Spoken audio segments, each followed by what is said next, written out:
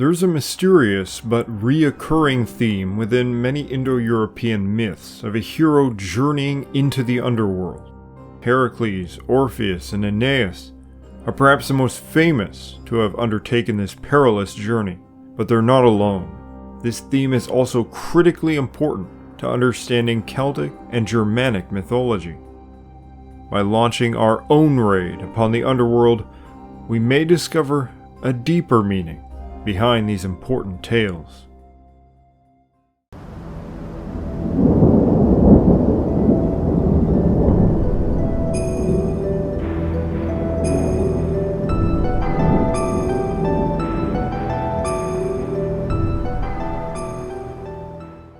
Hi friends, I'm Kevin McLean. Don't forget to like, subscribe, and consider supporting me on Patreon or PayPal.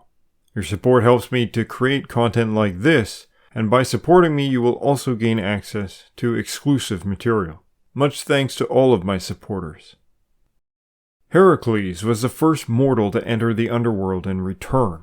The feat was part of his 12 labors. He was required to bring up the Hound of Hades, which he did with the help of Hermes and Athena.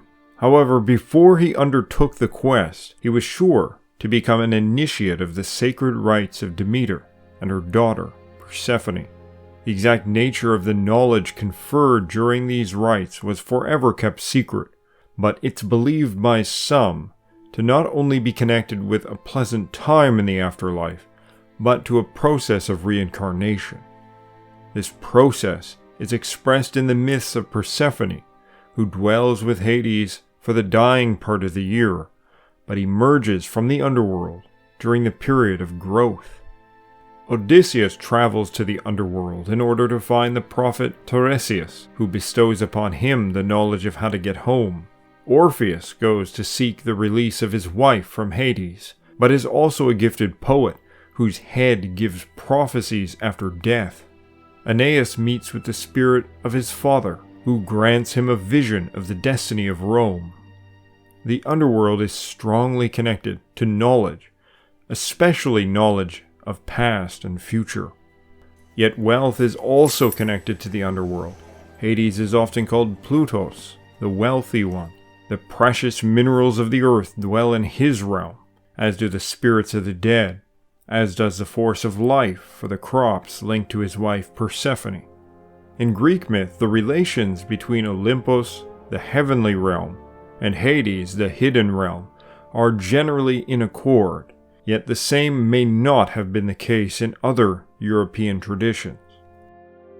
Of Odin, Snorri recalls in the Ynglinga saga, Odin knew finely where all the missing cattle were concealed under the earth, and understood the songs by which the earth, the hills, the stones and mounds were open to him. And he bound those who dwell in them by the power of his word, and he went in and took what he pleased. From these arts he became very celebrated. We might call the practitioner of such arts a grave robber today. Odin could bind the spirits of the dead and rob their tombs without repercussion. He does not, however, only take wealth from the underworld, but knowledge, obtaining the meed of poetry as well as prophecies from the dead, in a similar manner as Odysseus. Mysteriously, Odin can also find cattle which are said to be under the earth, a strange feat. It is possible that cattle is being used poetically to mean wealth, yet it's not without mythological precedent. The Rig Veda records the feats of Indra, the recovery of the missing cattle, hidden in a cave by Vala, meaning enclosure, the brother of Vrtra, the obstructor. Together with poets, Indra recovers these cattle from beneath the earth. Odin possesses the head of Mimir, which gives him the power of prophecy, not unlike the head of Orpheus. He possesses spells to be able to speak to the dead, and is himself presented as having died, through which process he acquires the runes, the etymology of which goes back to the meaning of secrets. He can ride his horse across the bridge to hell and speak with the dead there. He is most strongly connected to the World Tree, which is also called his horse, where he was said to have hung for 9 days. He is described by Snorri in the following way. Odin was a great and far-traveled warrior who conquered many kingdoms, and so successful was he that in every battle, the victory was on his side. His people were also accustomed, whenever they fell into danger by land or sea, to call upon his name, and they thought that always they got comfort and aid by it, and where he was they thought help was near. Odin was the cleverest of all, and from him all the others learned their arts and accomplishments, and he knew them first, and knew many more than other people. Those arts and that knowledge was won by Odin from the Otherworld, perhaps with the heavy cost of his own life. Odin, among other things, is a raider of the Underworld who takes from it what he will, and then from Odin, man gains wealth. Not only Odin travels to the Underworld in Norse myth, however. In a story told by Saxo Grammaticus, the legendary king Hadding does so as well. He gives a detailed account. While Hadding was sojourning with his wife, a marvelous portent befell him. While he was at supper, a woman bearing hemlocks was seen to raise her head beside the brazier, and stretching out the lap of her robe seemed to ask, in what part of the world such fresh herbs had grown in winter. The king desired to know, and wrapping him in her mantle, she drew him with her underground, and vanished. I take it that the nether gods purposed that he should pay a visit in the flesh to their regions, whither he must go when he died.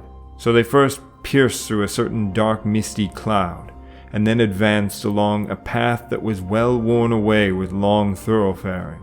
They beheld certain men wearing rich robes and nobles clad in purple.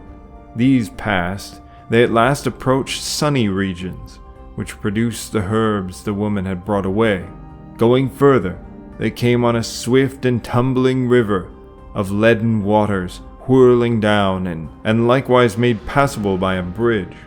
When they had crossed this, they beheld two armies encountering one another with might and main, and when Hadding inquired of the woman about their estate, "These," she said, "are they who have been slain by sword, declared by manner of their death by a continual rehearsal, and enact the deeds of their past life in a living spectacle." Following this, Hadding escapes on a ship somehow, and then encounters Odin in the guise of an old man who aids him in defeating the forces of Perm through his magic and military advice. Beowulf, the hero of the earliest truly Anglo-Saxon legend, also descends into the Underworld. His adversary, Grendel, is described as follows. So times were pleasant for the people there, until finally one, a fiend out of hell, began to work his evil in the world. Grendel was the name of this grim demon, haunting the marches, marauding round the heath and the desolate fens. He had dwelt for a time in misery among the banished monsters, Cain's clan, whom the Creator had outlawed, and condemned as outcasts for the killing of Abel. The Eternal Lord had exacted a price. Cain got no good from committing that murder, because the Almighty made him anathema, and out of the curse of his exile there sprang ogres and elves and evil phantoms, and the giants too, who strove with God, time and again, until he gave them their final reward. The word translated from Old English as ogres here is actually cognate with Old Norse Jotun, the giants whom Thor battles. The word giant used is gigantes, taken from Greco-Roman paganism, and thus reflecting a pre-Christian belief. Certainly, no pure biblical myth speaks of giants battling against God, but we do find this idea in all Indo-European traditions. Grendel, like the Jotun or the Gigantes, belongs to the underworld realm, emerging at night to do destruction and descending back under the waves during the day. He dwells beneath a lake, just as otherworld abodes in Irish tradition are beneath lakes or the sea. Beowulf must pursue Grendel down beneath the waters. The sword that Beowulf uses to kill Grendel's mother, and Grendel himself, is described as an ancient blade from the times of the Jotun, too heavy for any but Beowulf to wield, perhaps similar to Thor's hammer. Beowulf's other feat, contesting with a dragon that resides within a barrow, so that he can steal the riches buried inside, also seems similar to the activities ascribed to Odin earlier, though Beowulf falls in the process, perhaps akin to how Thor falls against a serpent.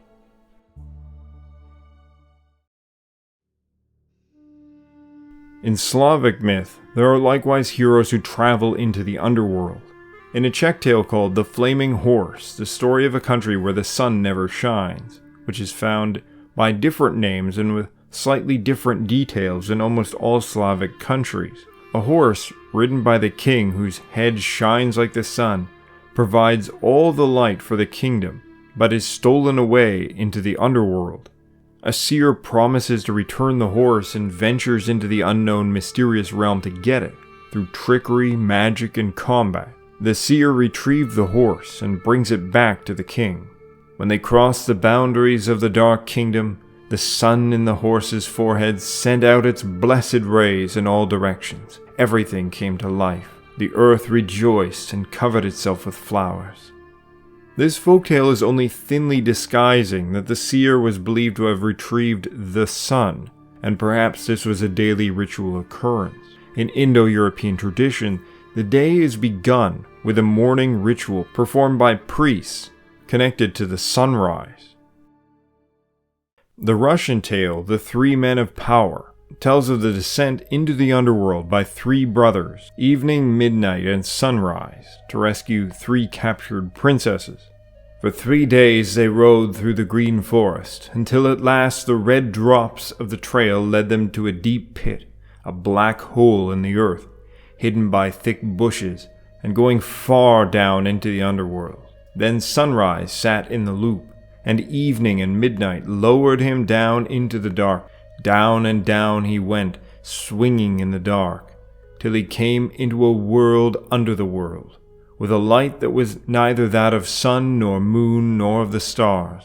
He walked, and came at last to a palace of copper, green and ruddy in the strange light.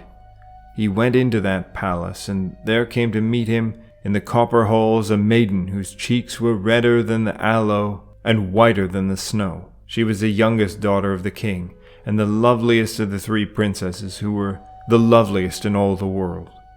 Sunrise rescues the princesses from the underworld after killing the dragons that guard them. We seem to have a similar idea preserved also in Celtic myth, though more elaborately disguised.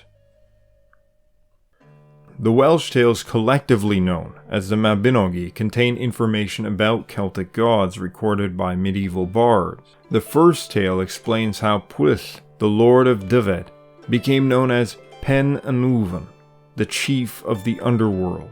Wandering into the forest, he encounters Arawn, the king of the underworld, and must switch places for a year with him. He later has a son with Rhiannon, Pryderi, meaning anxiety. When Pryderi becomes lord, he takes to himself a wife, Kigva, meaning slaughter or carnage, and is given the swine of the underworld by Arawn. These are sought after by Gwydion, son of Dawn, as part of an elaborate scheme in order for his brother Gilvaethwy to gain access to the maiden going. Pryderi marches his forces north, but suffers a powerful defeat.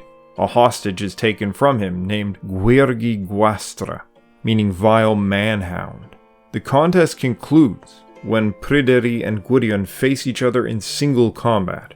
Gwydion destroys him using magic and feats of arms, but the ordeal creates the conditions for the birth of Lleithau Guffus. This is a disguised tale of Gwydion leading a raid on the underworld and stealing from its lord. Pryderi's father is equated with Arawn. Another such battle is known as the Battle of the Trees, where Gwydion and Lle battle the forces of Arawn. One fragment says that Gwydion's brother Amaethon, the god of agriculture, stole a dog, a lapwing, and a roebuck from Arawn, and the Arawn launched a war to retrieve them. Gwydion must defeat his forces by guessing the leader of his army which is Bran, better known as Bendigeidfran, brother of Manawydan. Bran, Pryderi, Arawn, Manawydan are all thought to be rulers of the Underworld. Both Bran and Manawydan are sons of Llyr, the sea, which is linked to the Underworld in Celtic myth. In the first address of Taliesin it says, "There is a Caer of defense under the ocean's wave." In the song before the sons of Llyr it says, "Complete is my chair in Caer Siddi. No one will be affected with disease or old age that may be in it. Manawydan and Pryderi know of it. 3 utterances around the fire he will sing before it, and all around its borders are the streams of the ocean, and the fruitful fountain is above it. The liquor is sweeter than white wine."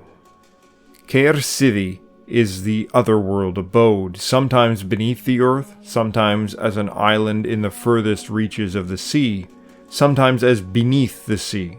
Its name is cognate with Old Irish Shitha, the abode of the Shitha folk, in modern Gaelic pronounced Shia or She, the spirits who dwell in the mounds linked to the dead ancestors. It shares an etymological root with the English word seat, referring to the seat or resting place of the dead.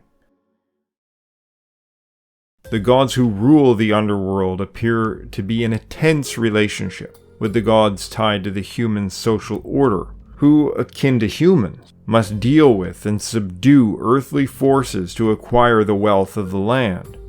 But this also applies to the force of poetic inspiration, which, like in Germanic myth, must be sought and won by Odin, who is able to bring it up from the underworld and distribute it.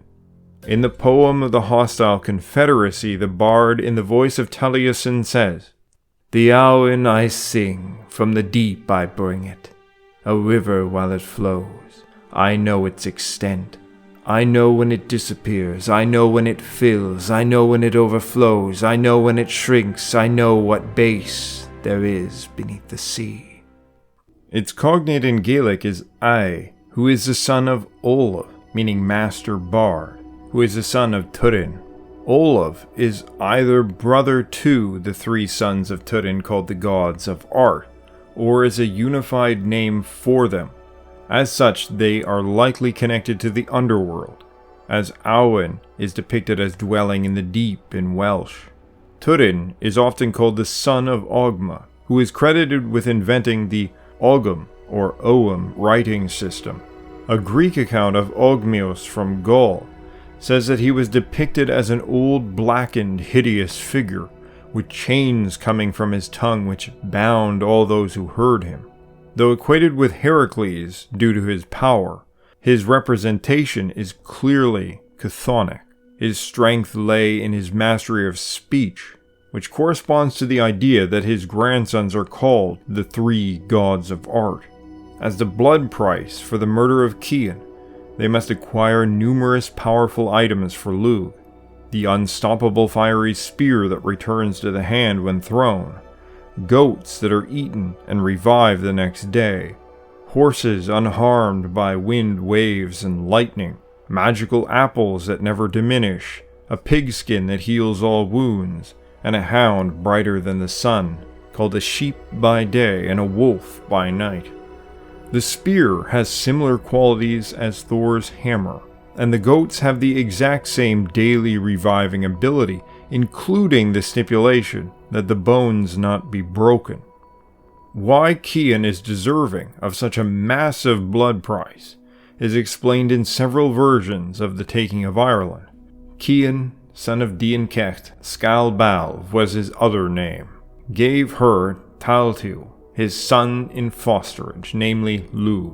He was the son of Ethna, daughter of Balor, of the strong blows, the Ildanach, whence it is said, "If one have many arts, let him merit many recompenses."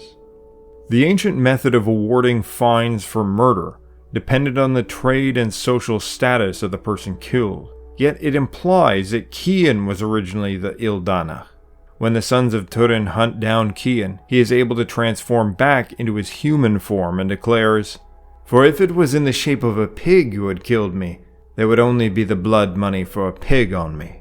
But as it is in my own shape you will kill me, there never was and never will be any person killed, for whose sake a heavier fine will be paid than for myself." The earliest record of the strife between Cian and the sons of Turin says that they killed him because he sneaked into the Brug na Boine in the form of a pig or dog. The Brug is an entrance to the Underworld. Its name means the womb of the white cow. Boin meaning bow fin, the white cow, said in one source to also be called Ethnu, the cow-like one, the name of the mother of the gods like Lugh and Dagda. That her womb is a burial chamber in the earth suggests she was at least in part a goddess of the earth. The water flowing from her in the form of the river is imagined as the milk flowing from a cow. It isn't hard to equate this sneaking into the Brug with the folktale account of Cian sneaking into the fortress of Balor to lie with Ethnu, whom Balor has locked away. In the folk account, Balor's minions are generally responsible for Cian's death. Now this all might be a conflation and confusion, but in any case, the sons of Turin hate Cian because he has raided the underworld for a purpose which is never explained, but we can make some good guesses. Lugh's conception was the result of just such a raid on the underworld. Ethnu is kept in a tower, but the tower is in the underworld just as the Welsh Caer City. Conig's tower from the taking of Ireland is likely the same as the Tower of Balor, and it was said specifically to be beneath the sea. One could only catch a glimpse of it when the tide was low. The tale of the theft of the magical cow being brought into the underworld is very ancient and also present in Norse myth perhaps, with the cow Auðumbla, who creates the rivers of milk and licks booty from the salt lime rocks. The cow is taken by Ymir, who sustains himself by feeding on her milk, but is killed by Odin in the creation of the world. In the fate of the children of Turin, Lugh sends his father and two uncles out to rise the riders of the Shide. That is, Lugh tasks his father with bringing up the spirits residing in the mounds and assembling them into a deadly host that flies through the winds. It is Lugh which will lead that spirit host in battle. It's his father Cian and two brothers who are asked to assemble that spirit army. It's during this process that the sons of Turin come upon Cian and murder him, and they pursue him in the form of hounds. Of the death of Cian's brothers, Cu and Cethan, it says that they died in Ercheltra. The name refers to a hidden, concealed, covered place, and we are informed elsewhere that it is the abode of Ogma. It is certainly an underworld abode, and the brothers of Cian die there from fright, possibly during the quest Lugh sends them on. This is very reminiscent of Odin leading the hosts of the honored dead, and it's found also in Slavic folktales. The story The Firebird, the Horse of Power, and the Princess Vasilisa says, "A great horse with a broad chest, eyes like fire, and hooves of iron. There are no such horses nowadays. They sleep with the strong men who rode them, the bogatirs, until the time comes when Russia has need of them. Then the great horses will thunder up from under the ground, and the valiant men leap from their graves in the armor that they have worn so long. The strong men will sit those horses of power, and there will be swinging of clubs and thunder of hooves, and the earth will be swept clean from the enemies of God and the Tsar." In Celtic and Germanic traditions, a figure equated with Mercury was believed to be the father of the heroic thunder god. However, at least in the Gaelic case, Lugh has merged somewhat with the identity of his father. Gwydion, the war-inspiring trickster and sorcerer who acts as the father of Say, is very similar in character to Germanic Woden. An inscription on a Roman period altar reads, "To Mercury Viducus," an adjective which appears to share the same root as the name Gwydion. A number of poems attest to Gwydion being the master of skills, knowledge, and magic. In the poem The Chair of Caradwyn, a bard in the voice of Taliesin says, "The most skillful man ever heard of, Gwydion the son of Dawn, of toil severe, formed a woman out of flowers, and brought the pigs from the south, though he had no pigsty for them, formed a cavalcade and illustrious saddles from the springing plants." In many European traditions, gods or heroes descend into the underworld, do battle with forces of the underworld, and take from the underworld some wealth that they possess or something which they have stolen. There is a constant dynamic of tension and battle between these forces, a dynamic that continue the importance of the raiding traditions of the Indo-European society. The gods that engage in this are also often reflective of the gods of those raiding parties. This god straddles realms, is able to transition between underworld and upper world, and to act as an intermediary with man, and for this reason he is likely equated with Mercury. The raiding culture is also a type of thieving, which also can be linked to Hermes or Mercury. And though this raiding god engages in battle, his raiding of the underworld is also related to the journey of the seer, who delves into the underworld to gain knowledge. But this is why Odin demands answers from the dead, and is not simply aware of everything on his own. He is representing the seer who must seek out the dead in order to obtain knowledge. But he is able to go into the underworld, to use his magical powers to overcome the dead, to force them to divulge what he wants, to take what he will. He gains mastery over its secrets and becomes the raider of the underworld. I hope you liked this video, and if you did, please give a like, subscribe, consider supporting me on Patreon, and gain access to exclusive material. Thank you all for listening, and as always, stand tall.